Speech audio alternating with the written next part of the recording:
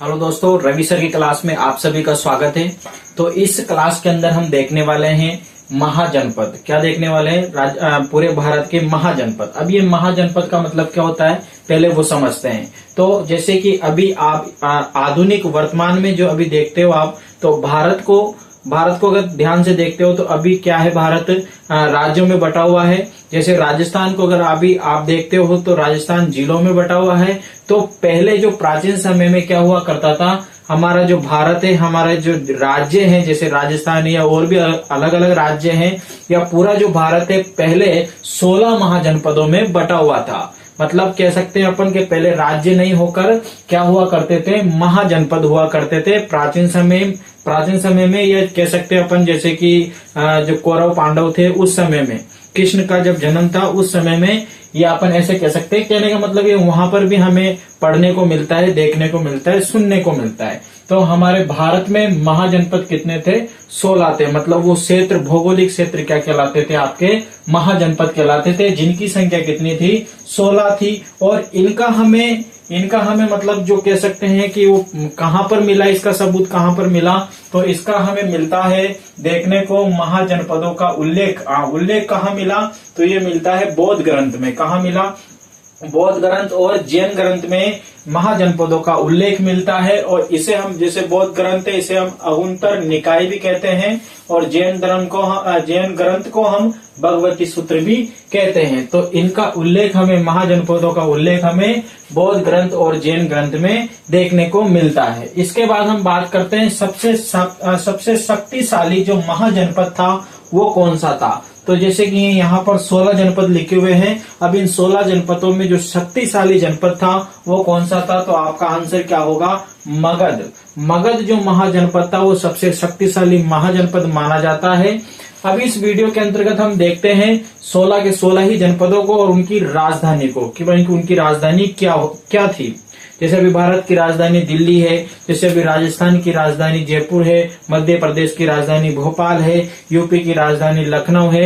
ऐसे ही महाजनपदों की राजधानी क्या थी, वो भी यहाँ पर अपन को देखना है। ठीक है, तो पहला देखते हैं, पहला महाजनपद, और इधर राजधानी लिखी हुई है।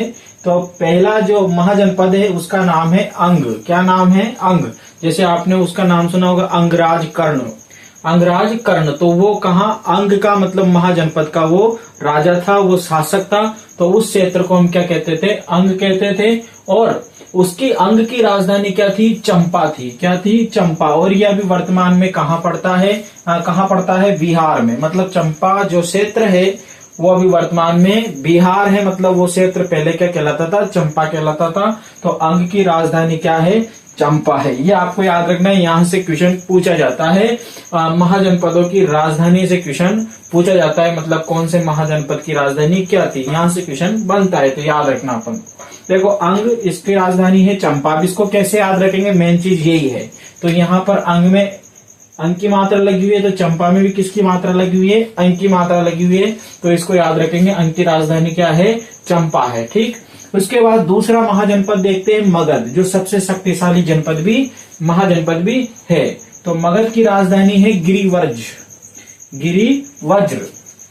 क्या है? गिरिव्रज इसकी राजधानी है। और ये कहाँ है? ये भी दक्षिण भारत में ही स्थित है। ये याद रखना है थोड़ा सा इसको।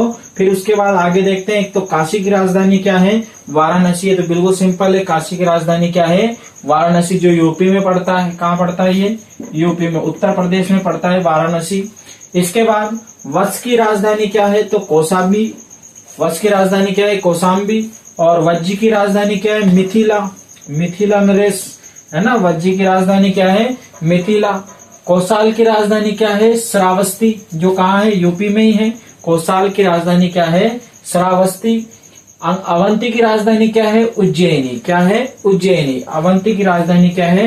उज्जैनी। और ये कहाँ पड़ता है? तो ये पड़ता है एमपी में। कहाँ पड़ता है? एमपी में। इसे माहिष्मती भी कहते हैं, उज्जैनी को माहिष्मती भी कहते हैं। तो अवंती की राजधानी क्या है? उज्जैनी है। मतलब उज्जैन, जिसे अपन वर्तमान में क्या कहते हैं? उज्जैन कहते हैं। मल्ल की राजधानी क्या है? मल्ल की राजधानी है कुशावती। क्या है? कुशावती, जो कहाँ है? यूपी में है। ठीक। इसके बाद पंचाल की राजधानी क्या है? पांचाल की राजधानी है अहिछत्र। या काम्पिल्य, इसे हम काम्पिल्य भी कह सकते हैं। इसके दो नाम थे, काम्पिल्य और अहिछत्र। ठीक, इसके बाद चेदी की राजधानी कहाँ है? तो इसकी राजधानी है शक्तिमती। क्या है? शक्तिमती। चेदी की राजधानी क्या थी? शक्तिमती। कुरु की राजधानी क्या है? इंद्रप्रस्थ। कुरु की राजधानी क्या थी? इंद्रप्रस्थ, जो कहाँ है? दिल्ली में है। कहाँ है? दिल्ली में। महाभारत का जो युद्ध चला था वो इस इंद्रप्रस्थ दिल्ली में ही चला था। कहाँ चला था? इस कुरुक्षेत्र में ही चला था। ठीक है, 18 दिन तक।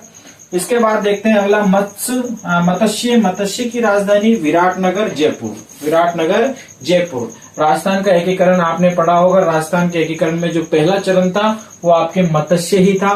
तो मत्स्य से याद रखना, ये जयपुर का ही है नाम, मतलब मत्स्य जो क्षेत्र है वो कहाँ का है? आपका जयपुर और विराटनगर का है। तो मत्स्य की राजधानी क्या है?